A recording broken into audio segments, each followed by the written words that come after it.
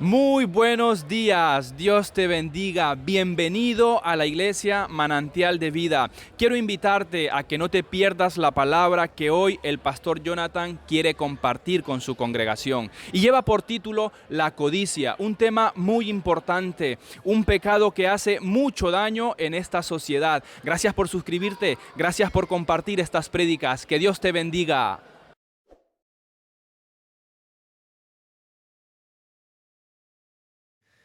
Yo meditaba, ¿no? Y hablaba con el Señor y decía, Señor, otra vez algo así, otra vez.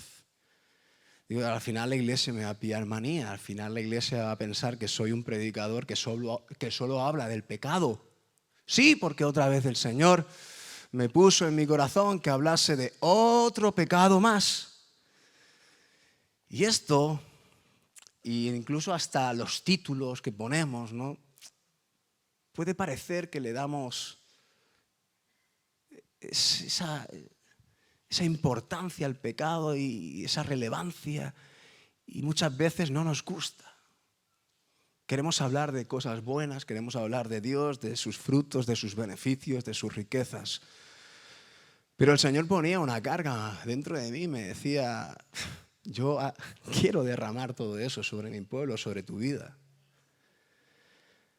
Pero ¿sabes lo que retiene muchas veces la manifestación de todo el derramar que yo quiero sobre todos vosotros? Precisamente es ese, el pecado. Precisamente es eso, aquello que me impide a mí el que yo pueda derramar sobre toda la iglesia riqueza, bendición, prosperidad, los frutos de mi espíritu sobre vosotros. Por eso yo os estoy preparando, me decía el Señor. Yo estoy preparando a mi pueblo. Yo estoy denunciando la maldad de mi pueblo. Yo estoy sacando a la luz el pecado de mi pueblo, para que ellos vean, para que ellos reconozcan y para que ellos, todos nosotros, nos arrepintamos al Padre y podamos preparar nuestro cuerpo, alma y espíritu para recibir la gloria del Señor. No hay gloria si no hay rendición. No hay riqueza, iglesia, si no hay arrepentimiento. No hay salvación si el pecado no es sacado de nuestras vidas. Amén. Y fíjese lo que Dios ponía en mi corazón. Yo le decía al principio de semana, Dios, ¿qué quieres que tú hables el día domingo? Y me quedé callado en mi oración y esperaba escuchar algo. Y escuché lo siguiente: codicia. Habla de esto, mi siervo. Habla de la codicia. Sin duda alguna, todos necesitamos ser confrontados con esta palabra en el día de hoy. Yo no quiero que nadie piense ahora, yo estoy libre de este pecado. Si tú tienes en tu mente este pensamiento, incluso puedes decir, aunque no estés seguro, yo creo que estoy libre. Déjame darte un consejo. Siempre ponte en el lugar más malo en tu vida personal. Siempre ponte en el lado más malo. El salmista David incluso decía, Señor, incluso los pecados que me son ocultos, aquellos que a veces ni reconozco, ni veo, ni sé que están, pero están, te pido, Espíritu Santo, que me ayudes a verlos, para que los pueda reconocer y me pueda arrepentir de corazón. Y tú puedas tener acceso a mí para limpiarme y sanarme. Por eso es importante, iglesia, que nunca digamos, eso creo que lo he superado. Eso creo que no va conmigo. La codicia está sobre todos nosotros. ¿Saben por qué? Porque la vieja naturaleza aún es real. Y muchas veces, aunque no debiera estar activa en nuestras vidas, cuando se activa por voluntad personal, la codicia siempre emerge y siempre está ahí produciendo su fruto. La palabra de Dios dice en Éxodo 20, 17 el 10º y último mandamiento que dio Dios a Moisés y al pueblo de Israel. Dice que no codiciarás. ¿No codiciarás qué? No codiciarás la casa de tu prójimo. No codiciarás la mujer de tu prójimo, ni su siervo, ni su criada, ni su buey, ni su asno, ni cosa alguna de tu prójimo. La versión lenguaje actual empieza diciendo: no se dejen dominar por el deseo de tener lo que otros tienen. Repito, no se dejen dominar por el deseo de tener lo que otros tienen. Vamos a ir viendo en esta primera parte, en esta primera explicación también un poquito que quiero dar sobre el término de la codicia, cómo la codicia está rodeado de forma muy cercana a otros pecados. Y por ejemplo, acabamos de leer esta versión del lenguaje actual: no se dejen dominar por el deseo de tener lo que otros tienen. ¿Y esto qué es? Esto es otro pecado. Este es el pecado de la envidia, ¿sí o no? El deseo de tener lo que otros tienen. Envidiamos. Oh, fíjate lo que tiene el hermano, me encantaría tener lo que él tiene, me encantaría tener su vida, me encantaría. Y cuando estamos ahí, nos sumergimos en el pecado también de la envidia. Al final, la codicia tiene relacionado a su alrededor otros muchos pecados. Podemos poner la primera imagen que he querido, evidentemente, poner en alza y en el centro, ¿no? El pecado que nos atañe en el día de hoy, pero vemos cómo otros pecados están muy interrelacionados. Amén. Uno de ellos es la envidia. Uno de los significados de codicia dice que es el afán, escuche bien, la codicia es el afán desmedido de una persona por tener riquezas y bienes. Esto se relaciona también con otros pecados que derivan. Cuando tú tienes un afán desmedido de poseer cosas, sobre todo riquezas, bienes, materiales y todo esto, normalmente la gente, ¿qué es lo que hace para tener una vía rápida a todo esto? Se activan otros pecados. Otros pecados como por ejemplo el robo. Ahí vemos, ¿no? ¿Robo? Sí, robo. Mentiras. Utilizamos mentiras y falseamos cosas para alcanzar nuestros propios objetivos, nuestras propias metas. Todo esto es a través de lo que genera la codicia en nuestras vidas. Dice que también es un deseo vehemente de posesiones, bien sea cosas materiales o también cosas inmateriales. Ya lo hemos visto, cosas materiales, hablábamos de riquezas, propiedades, bienes, que si la casa, que si el coche, que si mis ahorros, que si mis vacaciones y todas estas cuestiones que a veces nuestra mente humana, y bueno, es algo natural también que tenemos, no es que sea malo, pero si tenemos afanes desmedidos de todas estas cosas, estamos codiciando. Y como decía, también bienes inmateriales. ¿A qué me refiero aquí?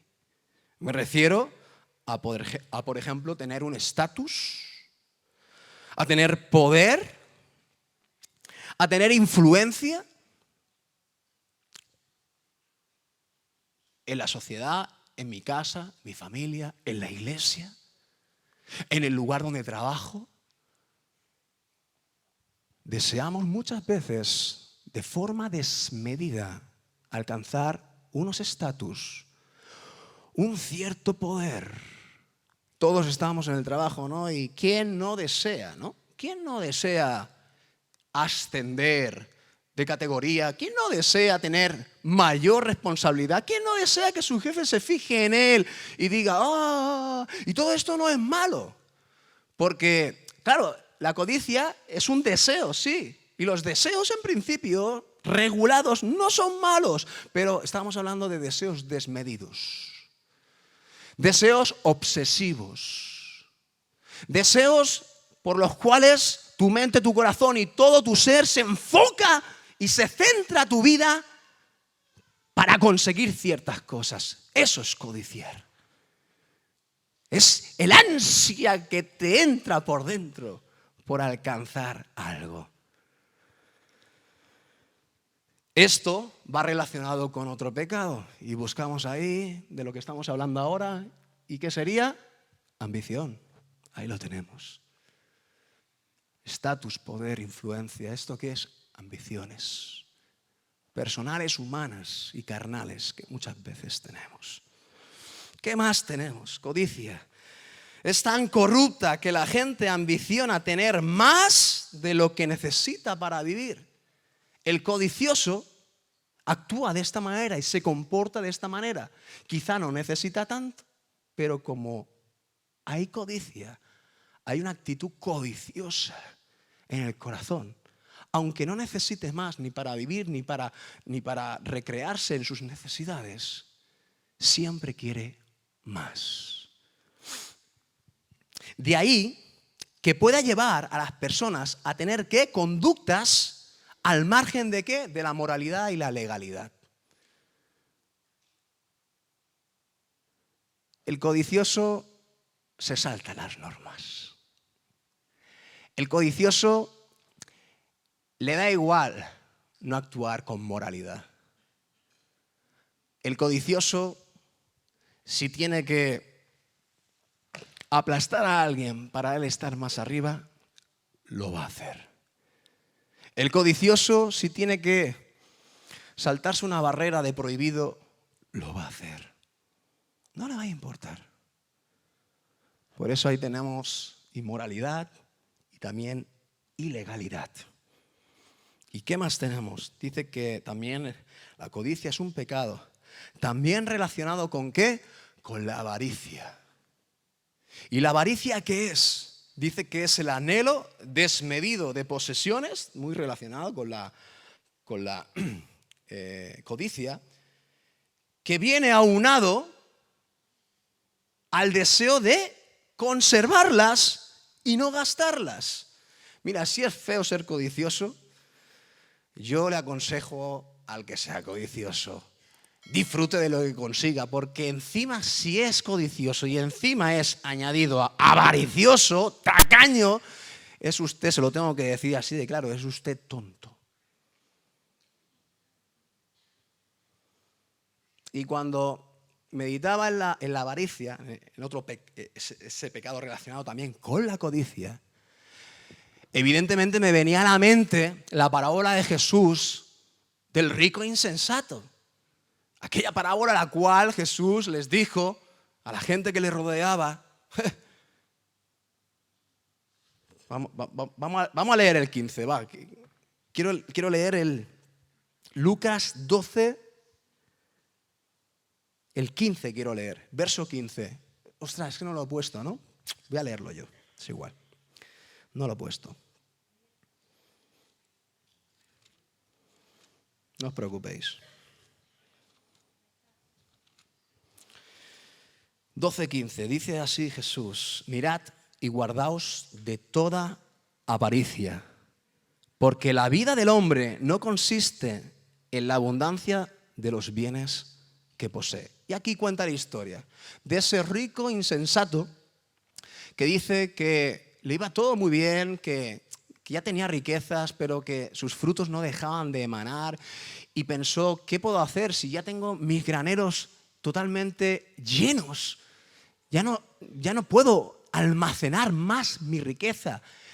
Y fue tan grande su codicia, fue tan grande su avaricia, que dijo, ya sé, ahí vienen las ideas, ¿no? Estas carnales para seguir codiciando y ambicionando, porque siempre uno desea, como hemos dicho antes, tener más. Derribaré estos graneros y edificaré graneros muchísimo más grandes y los llenaré. Y cuando los llene, tú fíjate cómo el avaricioso y cómo el codicioso también se engaña a sí mismo. Y cuando los llene, diré, oh, gózate mi alma, regocíjate, come, bebe, porque muchos bienes tienes para disfrutar para lo largo de toda tu vida. Y es mentira, porque llenará esos enormes graneros en su momento y seguirá pensando lo mismo. O si no, que se lo pregunten a los grandes multimillonarios de este mundo, que ya no saben ni dónde meter el dinero. El ejemplo que da Jesús en esta parábola del rico insensato, le dice Dios a este hombre necio, tonto: tienes proyectos, tienes afanes desmedidos, tienes unos propósitos personales que son codiciosos y avariciosos. Te has tirado toda una vida trabajando. Estoy parafraseando, muchas cosas no lo dice la palabra. Pero hoy vienen a pedir tu alma. Hoy mueres. ¿De qué te ha servido todo? Todo lo que tienes, ¿quién lo va a disfrutar? Necio. Nos damos cuenta que, y he puesto el ejemplo, ¿no?, ahora, de esos enormes ricachuelos que hay por el mundo entero, que ya no saben dónde almacenar su riqueza. Habría que preguntarle a estas personas si realmente en el fondo de su corazón hay felicidad, hay libertad. Habría que preguntarles realmente si son realmente felices estas personas. Seguramente nos sorprenderíamos todos nosotros. Humanamente pensamos, ¿no?, siempre, ¿no?, que las riquezas o la prosperidad nos va a dar el bienestar y la felicidad y la tranquilidad. Y el que lo tiene, quizá nosotros no podemos testificar, ninguno de nosotros, pero quizá el que lo tiene, toda esa abundancia, te puede decir: sí, pero me siento solo, por ejemplo. Yo he escuchado a muchos que tienen muchísimo decir cosas como: me siento solo, siento vacíos en mi interior. Ni la riqueza, ni la fama, ni el reconocimiento, ni las personas que continuamente me rodean me hacen sentir bien, ni acompañado, ni siento que tengo verdaderos amigos. Incluso hasta mi familia muchas veces veo que se aprovecha y se interesa por mí. No por mí, sino por lo que tengo. Y todo esto es lo que genera todo este pecado. Amén. Quiero, antes de dar algunos ejemplos en el día de hoy de personajes bíblicos, quiero que vayamos todos juntos al libro de Romanos, Romanos 7, y leamos la palabra, 2 versículos, el 7 y el 8 leeremos. Vamos a ver la influencia y el poder que tiene el pecado sobre nuestra naturaleza. El pecado tiene un poder. Y más, bueno, vamos a leerlo. Dice así, vamos a leer todos aquí la Nueva Traducción Viviente. Dice: ahora bien, ¿acaso sugiero que la ley de Dios es pecaminosa? De ninguna manera. Y aquí enseña algo importante. De hecho, fue la ley la que me mostró mi pecado. La ley siempre viene, Dios habla y Dios nos muestra qué es lo bueno y qué es lo malo. Para que nadie tenga duda, no tenga ningún tipo de incertidumbre sobre lo que le agrada a Dios y lo que le deshonra. Entonces la ley viene a mostrar nuestro pecado, nuestra maldad, nuestra iniquidad. Yo nunca hubiera sabido, y pone un ejemplo aquí y nos va al pelo, ¿no?, pues estamos hablando de codiciar. Nunca hubiera sabido que codiciar es malo si la ley no dijera no codicies. Pero aquí viene un verso que me llama muchísimo la atención, que quiero que meditemos. Dice el 8, pero el pecado, fíjese cómo es, ¿no? El pecado usó este mandamiento para despertar toda clase de deseos codiciosos dentro de mí. Entonces llega a la conclusión que si no existiera la ley, el pecado no tendría ese poder. Esto es curioso, ¿verdad?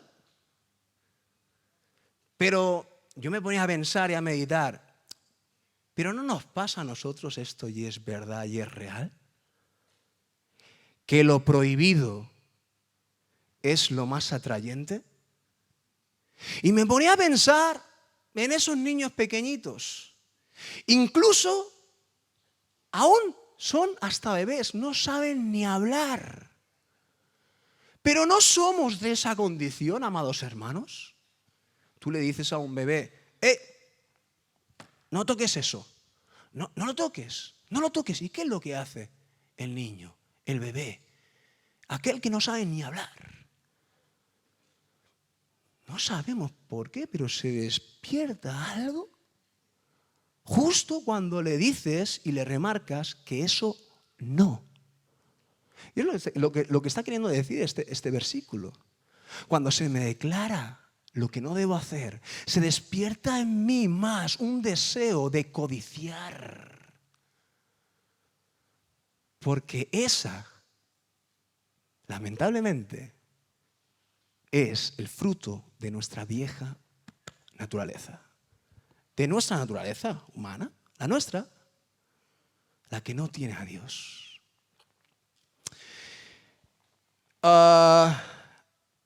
No toques eso, lo tocamos. No mires eso, lo miramos. No vayas a tal sitio, vamos. Aquí en la iglesia siempre damos esos buenos consejos, ¿verdad? Hermanos, no nos dejemos contaminar con las cuestiones pecaminosas de este mundo. Vivimos en este mundo y estamos rodeados de gente que practica el pecado y se regodea en el pecado. Llegamos un lunes al trabajo y escuchamos las conversaciones de nuestros compañeros de trabajo. ¡Buah! Este fin de semana. Y parece que han disfrutado, parece que son felices, parece que están satisfechos. Y esto es una mentira diabólica para ti incluso. Y se les llena la boca. ¡Buah! Yo me he ido de fiesta todo el sábado. Llegué a las 5 de la mañana a mi casa. ¡Ah! Con un pedo que me pegué. Ya ni me acuerdo de lo que hice, porque claro. Y lo dicen con orgullo, ¿no? Lo dicen con, ¡buah! ¡Qué bien me lo he pasado! ¿Cómo te lo vas a pasar bien así? ¿Cómo? Si no eres consciente de tus actos.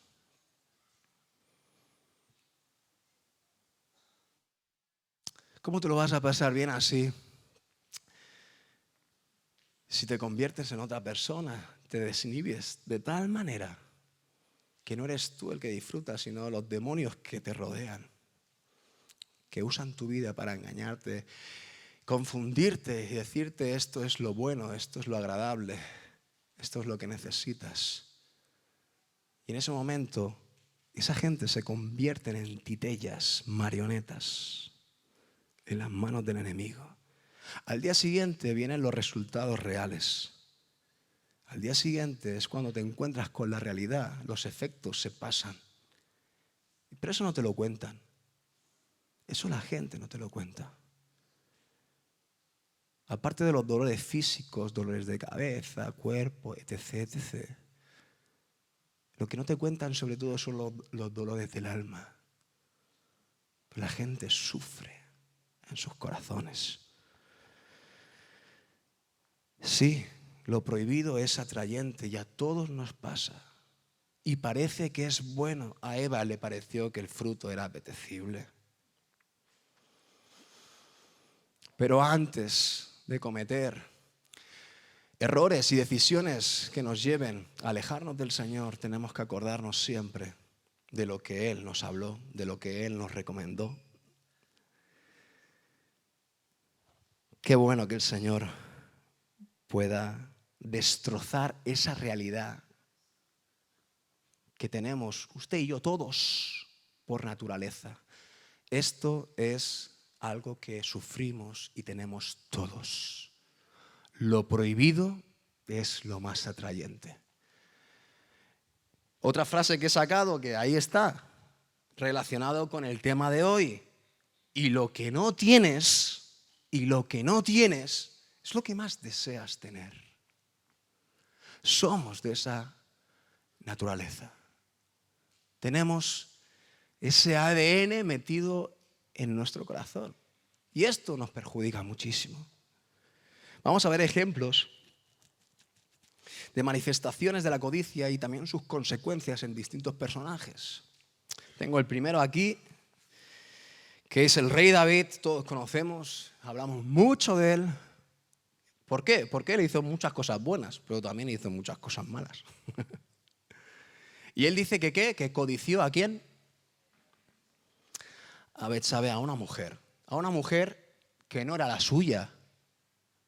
Y por eso, en un momento de ociosidad, en un momento de bajón espiritual, en un momento donde él a lo mejor no le hacía mucho caso a la presencia del Señor, seguramente, porque si uno está firme en el Señor y no se ocupa de las cosas de la carne, no va a tener opción de ser tentado y ser seducido por la carne. Pero por eso interpreto que era un momento de bajón, como muchos de nosotros tenemos, o no, iglesia. No tenemos momentos de bajones espirituales, no tenemos momentos donde los problemas a veces vienen y nos meten la cabeza en la tierra y se nos quitan las ganas de orar y se nos quitan las ganas de alabar y se nos quitan las ganas de meditar en lo que Él quiere hablarnos. ¿Verdad que sí? A todos nos pasa. Por eso que en muchos momentos de nuestra vida vamos a vivir momentos de máxima vulnerabilidad. ¿Y qué dice la palabra de Dios respecto al enemigo? ¿Él está atento o no está atento a esos momentos de vulnerabilidad? ¡Ja! Dice que Él está como ¿qué? Pendiente siempre de ti, como león rugiente mirando a quién puede devorar. Y esto es increíble, pero esto es una verdad espiritual. Y si alguien sabe, y si alguien descubre una debilidad espiritual, déjame decirte que ese es el diablo. Ese es el enemigo. El primero que se da cuenta. Y ya empieza a organizar a sus huestes. Huestes espirituales de maldad. Venid, reunión. Cuartel general. Tenemos ahí 15 hermanos en la iglesia Manantial de Vida que están a puntito de caramelo de liarla. Por favor, ir y con tranquilidad. No hace falta que los tentéis mucho, es que están muy tiernecitos, están muy vulnerables. Tentarlos un poquito, van a caer. Esas son las realidades espirituales que muchas veces no vemos, pero están ahí. David tuvo un momento vulnerable. David empezó a hacer prácticas que no era la costumbre. Dice que en aquellos tiempos no era la costumbre que el rey se quedara en palacio cuando su ejército estaba guerreando y queriendo conquistar a otros pueblos. En plena guerra, su propio pueblo y él con las manos en la barriga en palacio.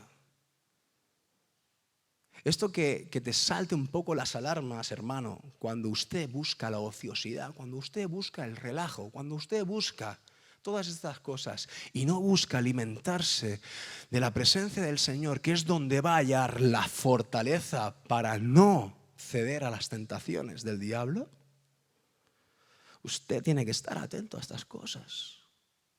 Dese cuenta, uy, por aquí no voy bien, uy, me doy cuenta que estoy empezando a ser tentado.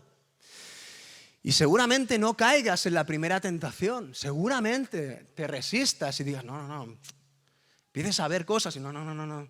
Empieces a querer consumir ciertas cosas de este mundo y no. Pero si no reviertes esa situación interior espiritual dentro de ti y buscas la presencia de Dios para que Él te dé la fuerza para decirle no al diablo, a la tentación, a este mundo, a todos los vicios y a todas las cosas que se presentan día a día en nuestras vidas para contaminarnos y alejarnos del Señor, si no buscamos de su presencia, si no buscamos de su fuerza, si no buscamos de su poder, tú y yo no podemos. Usted lo sabe eso, ¿verdad que sí? Díselo al hermano que tienes al lado. Tú lo sabes, ¿no? Ya tú sabes, ¿no? Así podemos decir así en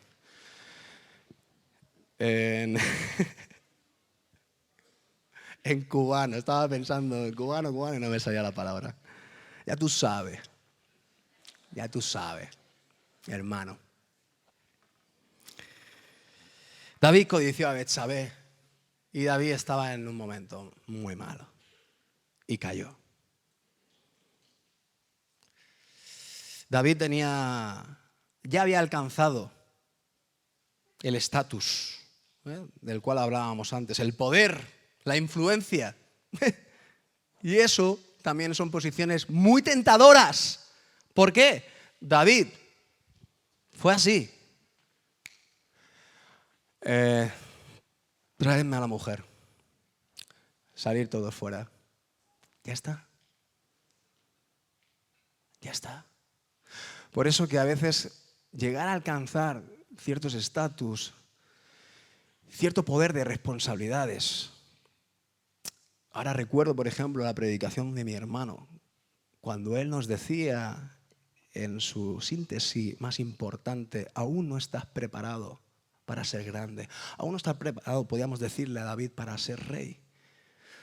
No supiste gestionar un momento, abusaste de tu poder, de tu estatus, de tu influencia. Estabas en una mala condición espiritual, codiciaste, todo empezó por ahí, por la codicia.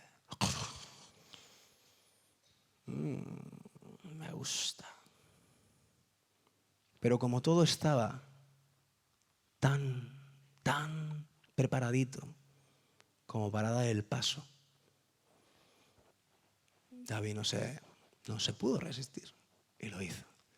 ¿Qué consecuencias tuvo esto, iglesia? Usted lo sabe, ¿verdad que sí, más o menos? Bueno, lo recuerdo un poquito, ¿vale? Súper rápido.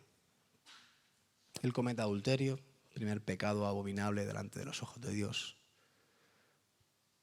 Para cubrir ese pecado comete otro pecado más grande, homicidio, matar a la mujer, matar al marido de Betsabé, Urías eteo. No solamente el pecado engendra más pecado, sino que todo ese pecado acumulado genera consecuencias. Usted sabe lo que tuvo que vivir, muchos de ustedes lo saben, pero si no lo recuerdo no pasa nada. Una profecía que se dio justamente en ese tiempo, cuando comete esos pecados David. A David ya se le dijo por medio del profeta, tus hijos yacerán, o sea, tus hijos tendrán relaciones sexuales a la vista de todo el pueblo de Israel. Y se cumplió.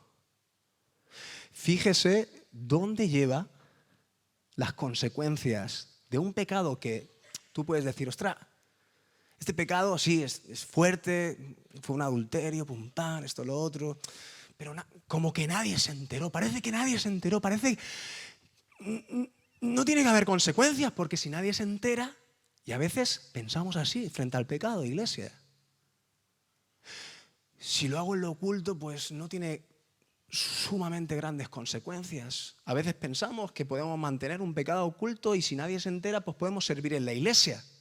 Claro, como el pastor no es Dios, ni los líderes tenemos revelación divina, no tenemos esa visión completa como la tiene Dios, pues no conocemos.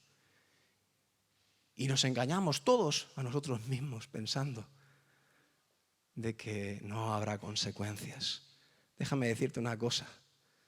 Dios es la persona que va a sacar siempre. Dios lo ve todo. Y como dice en su palabra, no hay pecado oculto que no haya de ser manifestado ni sacado a la luz. Más tarde o más temprano, da igual. Pero al final todo sale. Y al final todo lo que el hombre siembra, ¿qué? Cosecha. Y tú siembras una semilla, ¿verdad que sí? Siembras una semilla, algo que es diminuto, pequeño. ¿Y qué recoges? Recoges frutos grandes. Pues así es el pecado. Y David se pensó que todo quedaría ahí. Y empezó a recoger su propia consecuencia, porque el propio hijo de ese adulterio que cometió con Betsabé murió. Empezando por ahí. El fruto de ese pecado, un inocente bebé, murió por causa de esa abominación que David cometió. Y después lo que os he explicado. Fíjese, ¿no? Para que se den cuenta cómo Dios saca a la luz nuestros pecados. Terrible. A Jacob también le pasó cosas muy relacionadas con la codicia. Jacob codició ¿a quién? A su hermano Esaú. No sabemos por qué, pero sí, lo codició. Bueno, sí sabemos por qué, obviamente. En aquel momento ya sabemos que los primogénitos eran aquellas personas las cuales heredaban la bendición e incluso también las posesiones de una manera duplicada de sus papás por ser los primogénitos. Y Jacob, de una manera muy astuta, porque así son los codiciosos, son listos, son astutos, maquinan cómo robar, cómo mentir, cómo embaucar. Y dice la palabra del Señor que Esaú venía de un día fuerte de trabajo, de caza, venía exhausto, venía que decía, es que estoy a punto de morirme. Y se encontró a Jacob, su hermano, y le dijo, ostras, dame de ese guiso que estás cocinando. Él estaba ahí pues, haciendo su comidita, ¿no?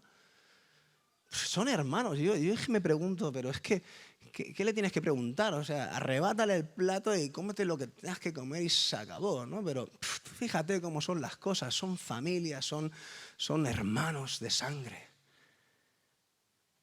¿Y qué maquinación y qué astucia más perversa la de Jacob para decirle, sí, ¿quieres comer? ¿Sí? Ah, que te vas a morir, que estás muy cansado. Ah. Pues ¿sabes qué? Vamos a hacer un intercambio y me vas a vender tu primogenitura. Esaú se queda, me imagino que sorprendido y le dice, oye, te vendo lo que haga falta, si es que me voy a morir, ¿de qué me va a servir mi primogenitura si me voy a morir aquí de hambre? Fíjese cómo llega el codicioso a aprovechar oportunidades. Esto me recuerda mucho a esos codiciosos empresarios, no solamente aquí en España, sino a lo largo de todo el mundo, que extorsiona a mucha gente, a muchos trabajadores suyos, por cuestiones de necesidades. Gente que no tiene papeles. Ah, ¿quieres trabajar? Vale, ven a trabajar. Pero las condiciones no te las va a poner el Estado, las condiciones te las voy a poner yo. Y sufrimos extorsiones, y sufrimos esa opresión, y ese abuso. Jacob se comportó así con su hermano y le robó.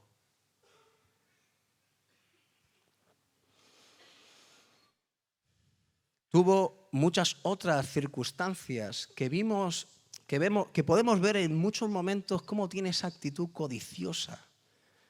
En la bendición, en el engaño que tuvo con su papá cuando ya iba a darle la bendición a Esaú y él como estaba medio ciego, es que hacía cada cosa. Después cuando la historia avanza y se tiene que ir de su tierra porque su hermano está hasta las narices de todas las patrañas que le está haciendo, llega a un lugar donde conoce a sus dos mujeres, Raquel y Lea, conoce a su suegro Labán, trabaja para él. Todos sabemos un poquito la historia, no quiero reabundar en ello. Pero donde las dan, las toman, ¿no? Y entonces ahí Labán empieza a aprovecharse de él. Ahí vemos las consecuencias. ¿Tú has sido tramposo? ¿Tú has sido mentiroso? ¿Tú has sido embaucador? ¿Tú has suplantado a gente? Déjame decirte una cosa. Vamos a recoger todo lo que estamos sembrando. Tenemos que ser conscientes, iglesia, que nuestros pecados no van a quedar impunes. Tenemos que ser conscientes, iglesia, para empezar ¿a qué? ¿Cuál es el objetivo de lo que estoy queriendo decir? Que aprendamos, iglesia, ¿a qué? A aborrecer el pecado. ¿Por qué? Porque es maligno. ¿Por qué? Porque tiene consecuencias desastrosas. ¿Para quién? ¿Para el vecino? No, para tu propia vida. El pecado viene a destruir tu propia vida. Y vemos en ejemplos tras ejemplos. El mismo patrón. Sí, eres seducido, eres atraído, caes. Pero déjame decirte que aunque te arrepientas, aunque todos actuamos así, ¿no? Frente al pecado y frente a la caída, caemos, tropezamos. Ay, Señor, perdóname. Sí, ay, Señor, perdóname. Pero es que el efecto y el poder del pecado tiene sus consecuencias. Y tenemos que ser conscientes de esto. ¿Para qué? Para decir, yo no quiero esto. Yo no quiero esto. Aprender a aborrecer el pecado es una de las cosas, diría yo, más sabias que podríamos llegar a aprender en esta vida y sujetos incluso a nuestra propia naturaleza humana. Que te des cuenta de, es que cuando hago el mal recojo 100 veces más el mal que he sembrado. No. Pasa que el pecado es tan astuto, como leíamos antes, es tan astuto que nos engaña a nosotros mismos, haciéndonos pensar que el pecado queda impune. Que porque lo hiciste en oculto nadie se enteró. Hermano, que el pecado no te engañe. Si te has seducido y has caído, que el pecado no te siga engañando. Porque el pecado es implacable y va a derramar todas sus consecuencias nefastas sobre tu vida. Perdonen que les hable así, pero es que esta es la realidad. Esta es la revelación que tenemos que tener frente al conocimiento del efecto y los resultados del pecado sobre nuestras vidas. Amén. Quiero hablarles también de otro personaje, Acán. Cualquiera de nosotros aquí puede ser Acán. De entre el pueblo de Israel, solamente una sola persona desobedeció a Dios en esa primera conquista de la tierra prometida. ¿Cuál fue la primera ciudad que conquistó el pueblo de Israel? Bien fuerte. Jericó. Dios con mano fuerte y poderosa derriba muros y contramuros de una ciudad sumamente fortificada. Ven el poder de Dios y también habían escuchado las instrucciones. No, que nadie coja del botín, que nadie coja riquezas para sí mismo. Y solamente dice la palabra que una sola persona de entre todo el pueblo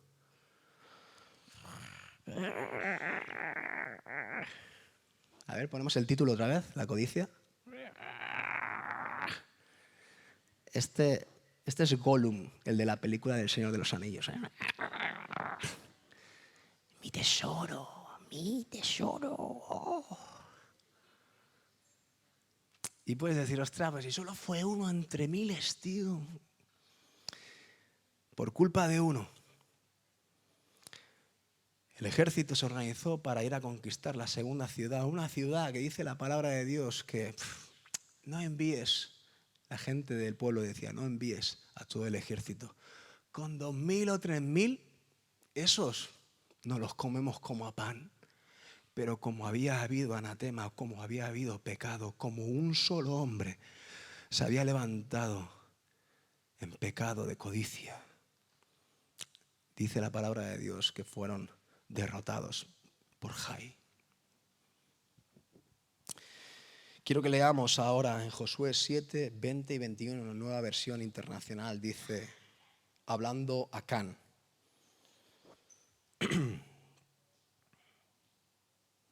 Bueno, quiero leer el verso anterior. La verdad que hoy estoy haciendo el lío un poco. Pero sí, quiero leer el verso anterior.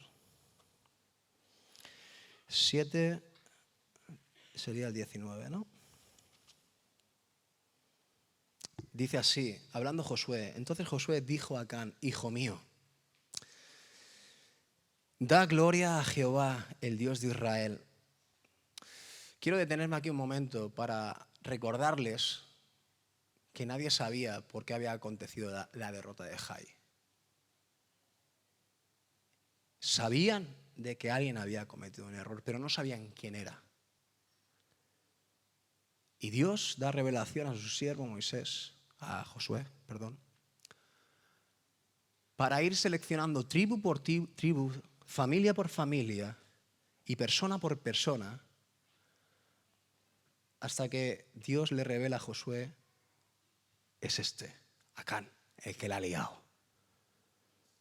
Y le dice Josué: hijo mío, da gloria a Jehová, el Dios de Israel, y dale alabanza y declárame ahora lo que has hecho.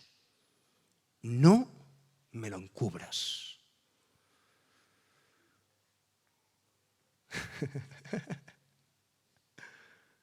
Voy a pararme aquí un momento, ¿vale? Imagínate que Dios te dice eso ahora. Él se ha ido y se ha paseado por toda la iglesia. Ha dicho: no, estas tribus de aquí no. Estas familias de aquí tampoco. Estas personas de esta familia tampoco, esta tampoco, esta tampoco. Tú. Y ahora ponte ahí. Eres tú. Da gloria a Jehová. Entrega tu vida al Señor. Arrepiéntete de tus pecados. Y dime ahora qué es lo que has hecho. Y dime ahora qué has codiciado. El Señor te dice: no me lo encubras. No lo tapes más. Tú imagínate la experiencia de Acán, rodeado de miles de personas. Y él sabe que la ha liado. Y ve a Josué que empieza a buscar. Buscar. Él pensaría, lo más seguro, seguro, no me va a encontrar. No me va a encontrar. Me quedo aquí tranquilo entre la multitud. No me va a encontrar. Los ojos de Dios siempre nos encuentran. ¿Ha escuchado, iglesia? Los ojos de Dios siempre nos encuentran.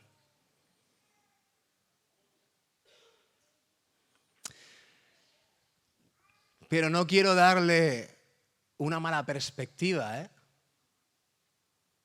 de cómo mira a Dios. Dios no mira solamente para descubrir tu pecado, para juzgar y condenar tu pecado. No.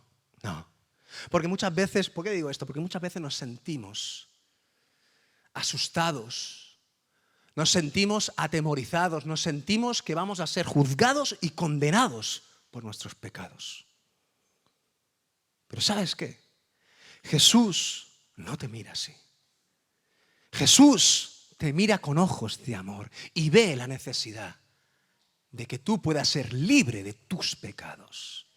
Jesús, por una circunstancia u otra, generará un momento donde tu pecado sea sacado a la luz. Para que tú digas: sí, reconozco, lo he hecho. Pero me arrepiento y me humillo delante de mi Dios para que Él restituya mi vida y me dé una nueva oportunidad para seguir llamando su hijo. Ese es el objetivo y ese es el propósito, y con esos ojos te mira Jesús. No va a querer nunca descubrir tu pecado, ni para juzgarte, ni para condenarte. De hecho, Él es el que ya lo sabe todo. No necesitas saber, el que necesita saber quién ha pecado eres tú. Y el que necesita darse cuenta, la necesidad de arrepentimiento no es Jesús, eres tú, soy yo.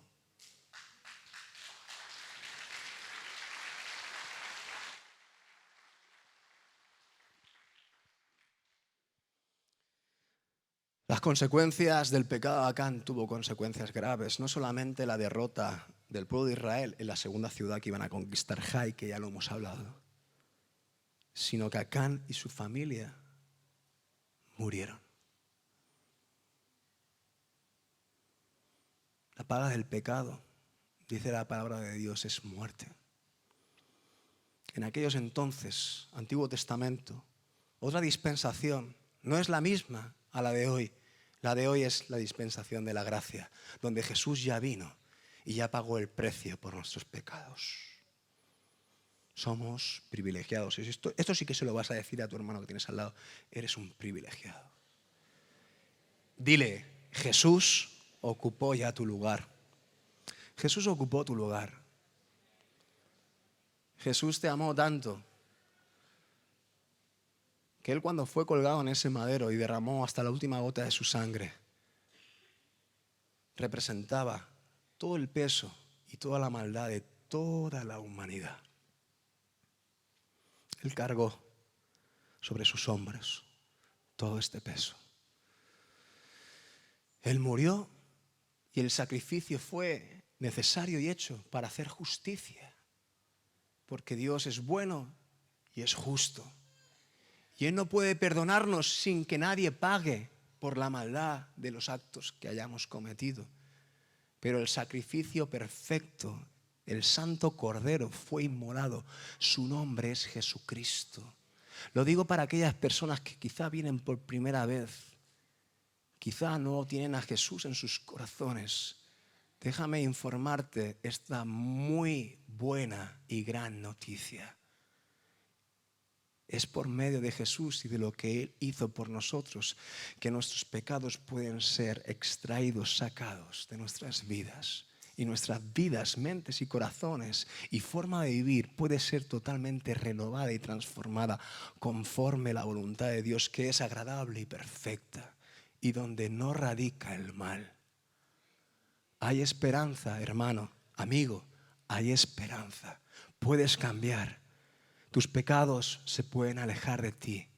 Las influencias del pecado se pueden alejar de ti. La tentación del pecado sobre tu vida se puede alejar de ti. Y sobre todo las consecuencias que trae el pecado a tu vida, que tanto y tanto has sufrido durante tantos años, puede exterminarse ya por fin de tu vida gracias a Jesús. Hay esperanza. Y cuando terminemos vamos a tener tiempo. Vamos a tener tiempo para orar, para buscar a Jesús y para decirle a Jesús, en el caso de que aún no lo hayamos aceptado en nuestras vidas, ven Jesús a mi corazón y ayúdame a poder ser otra persona, porque ya necesito ser otro. Llegó un momento de mi vida que yo estaba cansado de ser Jonathan. Y Jesús me cambió mi nombre. Me sigo llamando Jonathan, pero dentro de mí soy otro. Hay una nueva naturaleza. Y el Señor me sigue perfeccionando. Yo digo como el apóstol Pablo, no es que sea perfecto, ni que haya alcanzado ya cosas. No, para nada. El Señor sigue haciendo su obra en mí, pero me siento que soy otro por el poder de la sangre de Cristo. Me encanta sentir en mi vida cómo cada día soy crucificado juntamente con Él. Cada vez que viene una tentación, cada vez que viene una situación para que mi vida tienda al mal, yo digo no, y me crucifico con Él. Me crucifico con Él. Y después pasa el tiempo, ¿sabes? No son 3 días como Jesús, ¿no? Es más rápido. Y después siento cómo venzo la tentación del mal y resucito conjuntamente con Jesús. Y digo, gloria a Dios, salgo fortalecido, salgo renovado. He vencido el mal, la tentación, y Jesús una vez más me ha sostenido. Gloria al Señor, gloria al Señor. Y eso es vivir una vida de victoria. Eso es vivir una vida de completa libertad. Y no necesitas codiciar nada para ser feliz. No necesitas nada más. Solamente a Jesús. Bueno, no voy mal, ¿no? Quiero hablaros de otro personaje, el último, Giezi. Giezi era un siervo de un profeta, el profeta Eliseo. ¿Qué le pasó a este Giezi?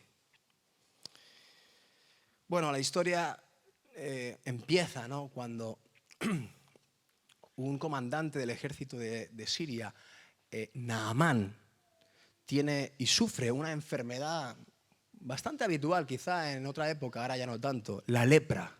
Una enfermedad bastante fastidiosa y bastante complicada de sobrellevar.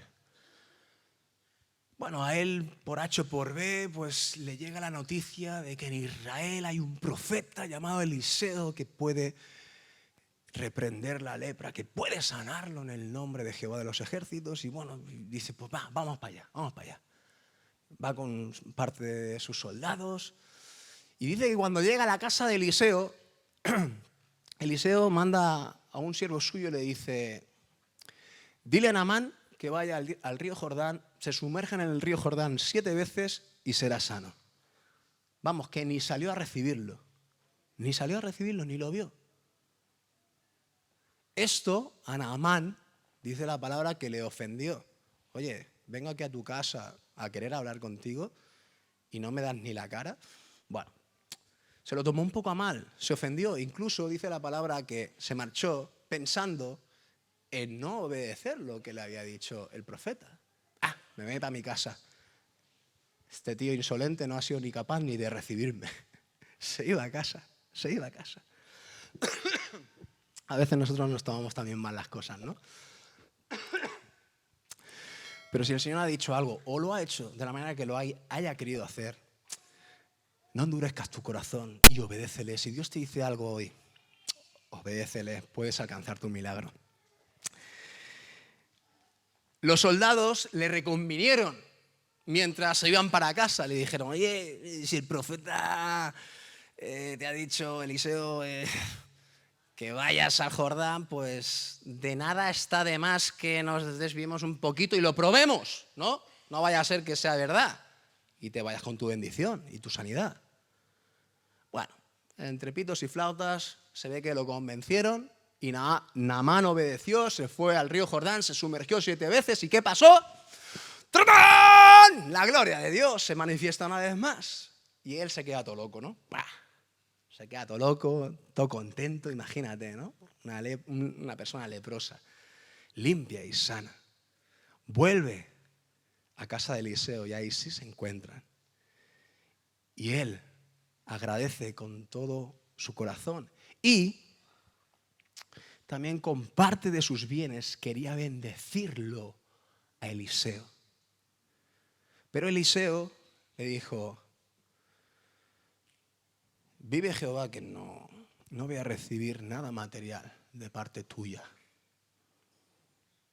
Recibo a lo mejor pues tu gratitud, me alegro contigo porque el Señor te sanó y todo lo que tú quieras, pero esto es muy bonito, a mí me gusta mucho. Sobre todo los que servimos al Señor, estamos en liderazgo, en ministerios, pastores, que podamos entender que nuestro llamado, que nuestro servicio a Dios no es por recompensas, ni mucho menos materiales. Y me encanta esa forma respetuosa que tuvo Eliseo de decirle gracias, pero no. Gracias, pero no. Pero hubo alguien al lado que dijo, ¿qué?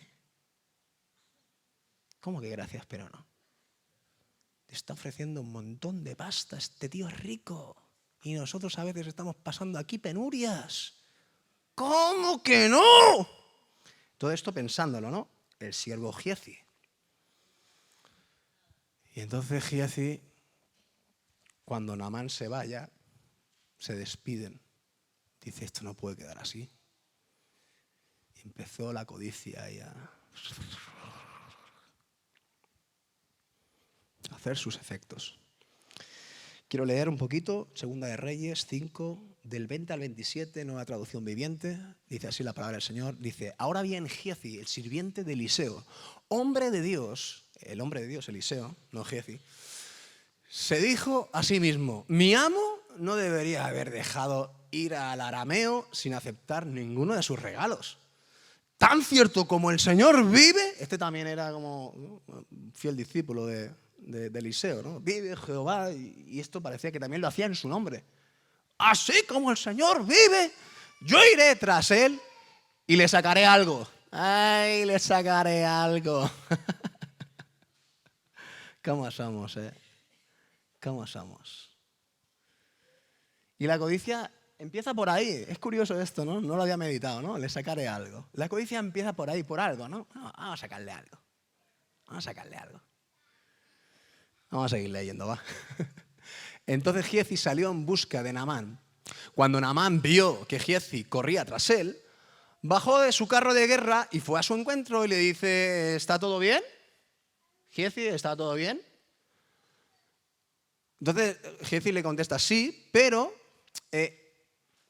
tú fíjate cómo inventamos, cómo imaginamos, sacamos historias. Somos grandes escritores muchas veces, ¿no? Pero mi amo me mandó a decirle que acababan de llegar 2 jóvenes profetas de la zona montañosa de Efraín. Nada.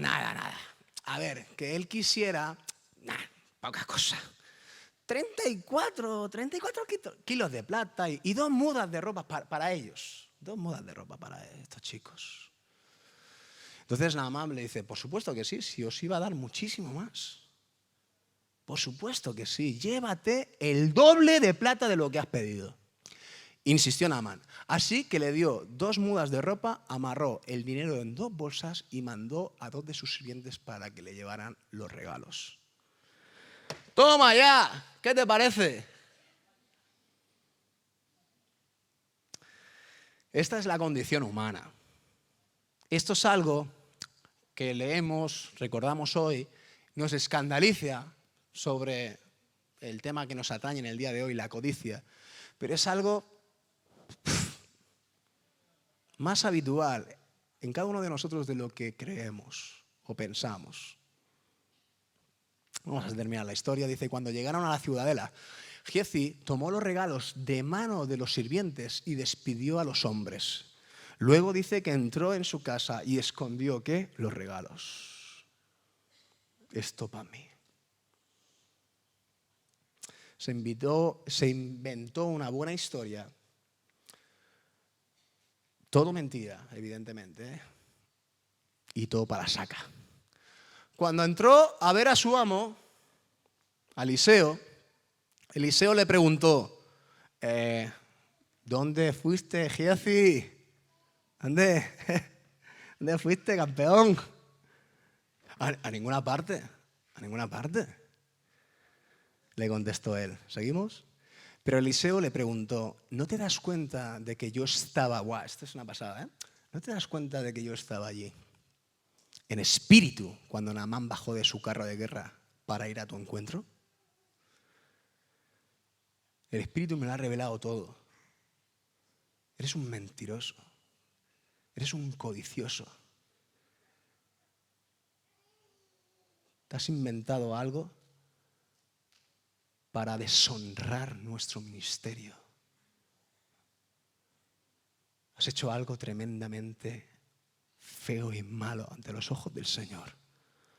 ¿Acaso es momento de recibir dinero y ropa, olivares y viñedos, ovejas y ganado, sirvientes y sirvientas? Por haber hecho esto, tú y todos tus descendientes sufrirán la lepra de Naamán para siempre. Cuando Giezi salió de la habitación, estaba cubierto de lepra y su piel se puso blanca como la nieve.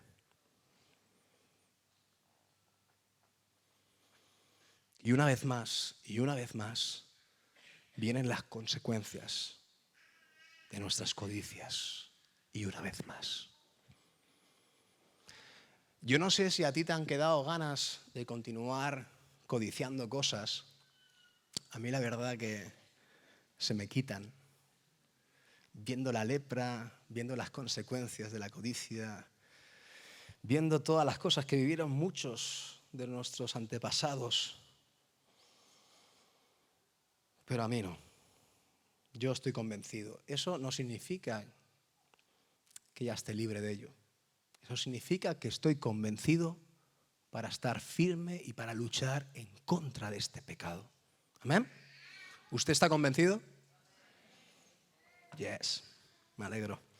Habacuc 2:9 dice, al que codicia injusta ganancia para su casa, para poner en alto su nido, para escaparse del poder del mal. Dice, ay del que codicia esta injusta ganancia. Ay. Que el Señor nos libre. Y esto es a todos los niveles.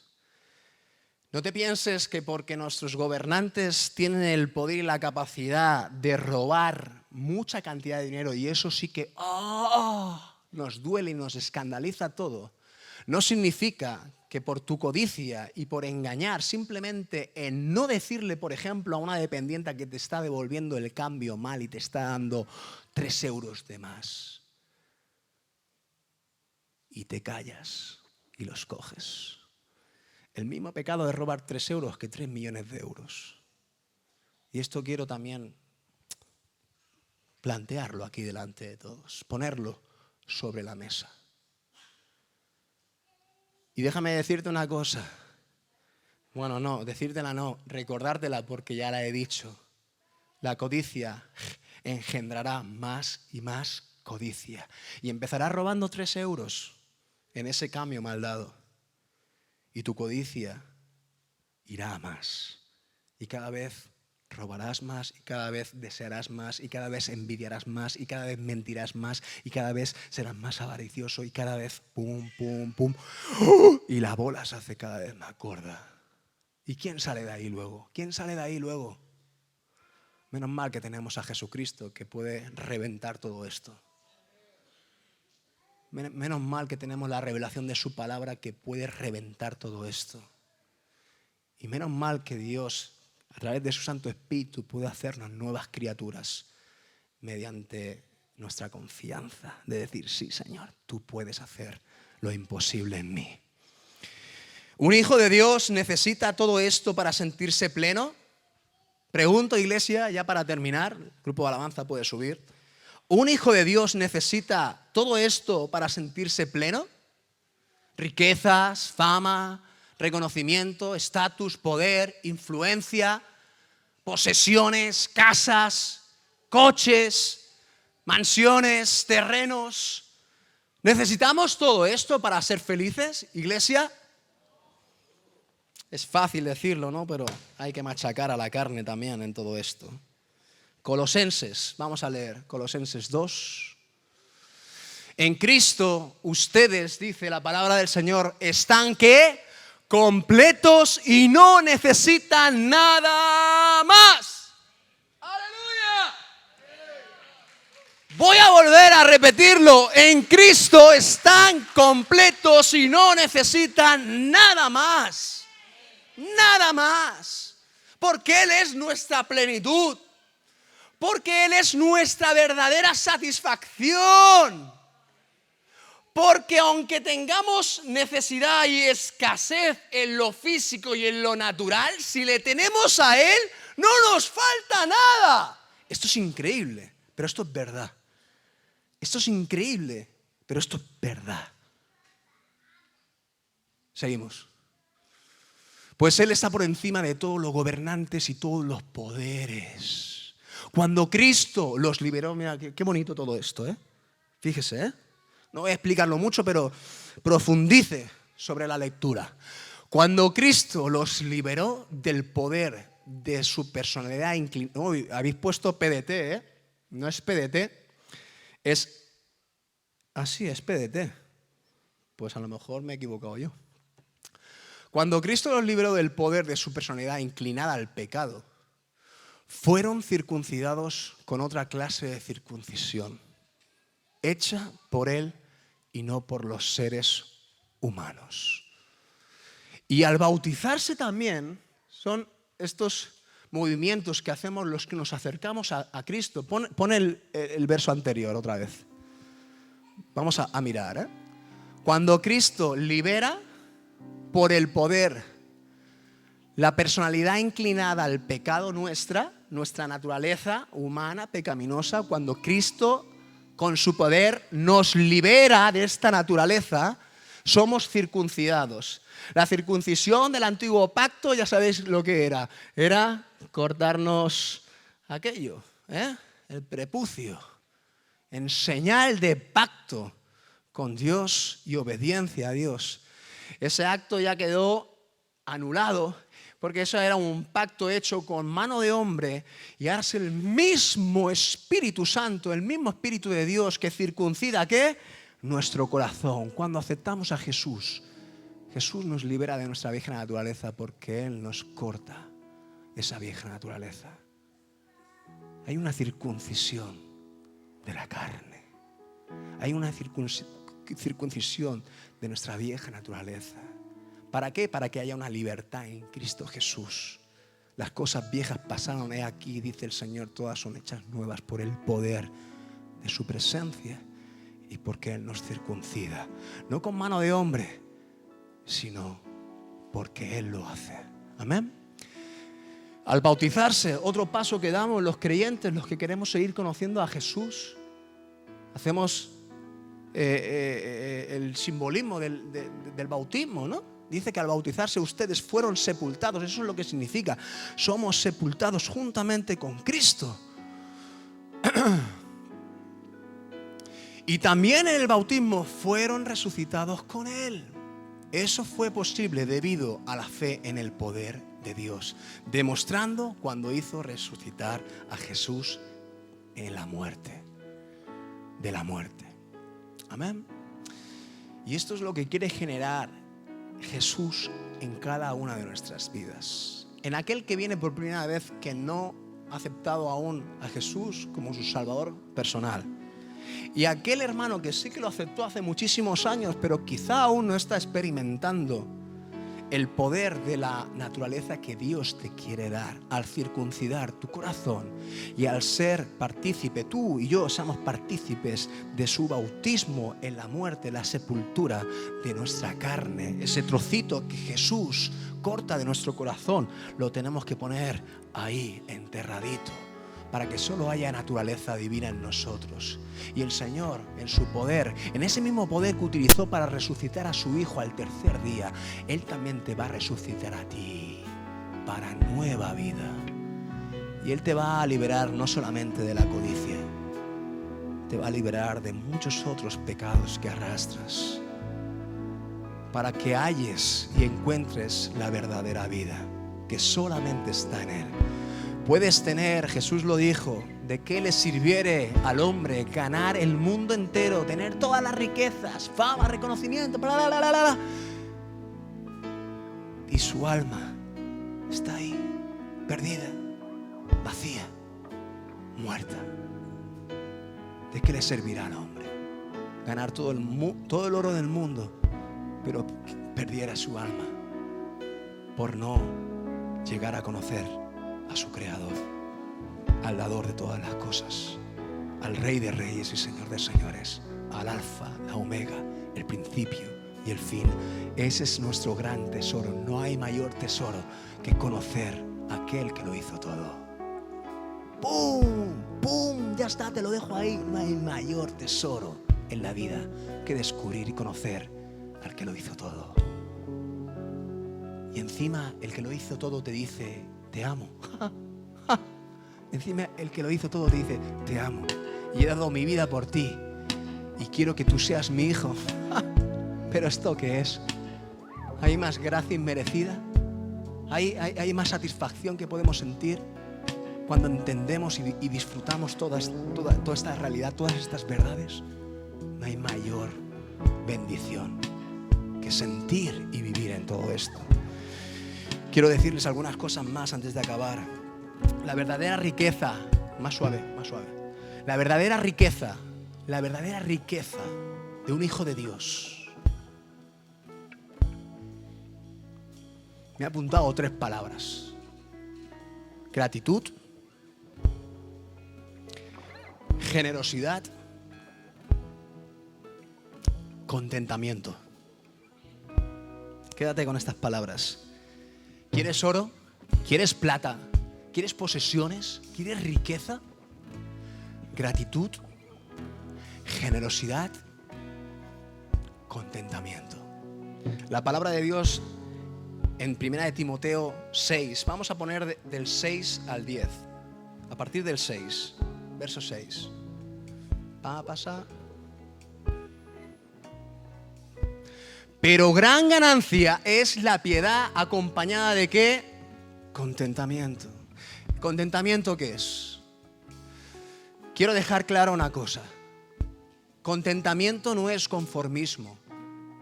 Dios no te está diciendo confórmate con lo que tienes y estate contento. Porque esto es lo que muchas veces interpretamos cuando leemos los siguientes versículos. Porque dice, porque nada hemos traído a este mundo sin duda y nada podremos sacar. ¿Y qué más dice?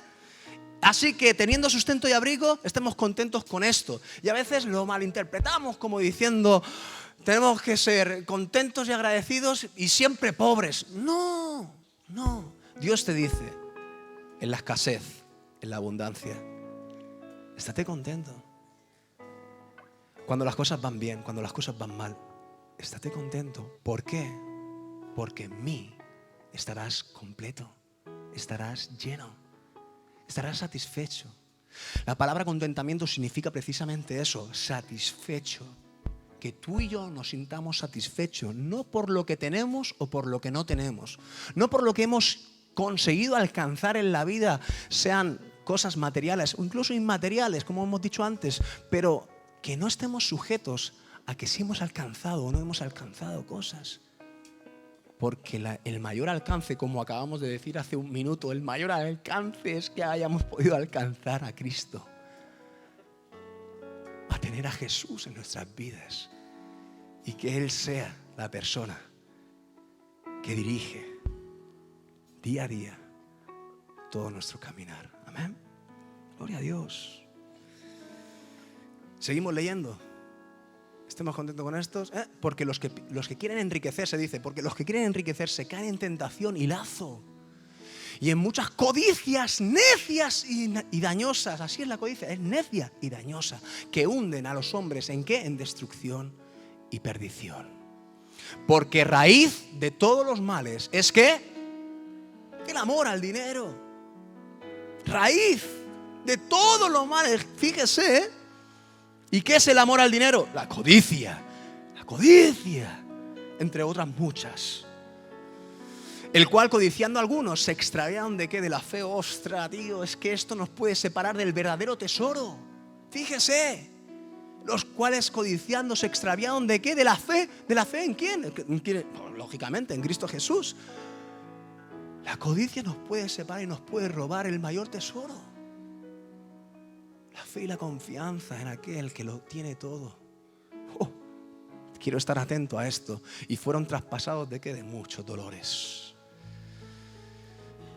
Yo no sé usted, hermano, pero yo quiero ser libre de todo esto. Proverbios 21-26 dice, hay quien todo el día codicia. Hay gente que codicia todo el mundo, todo el día.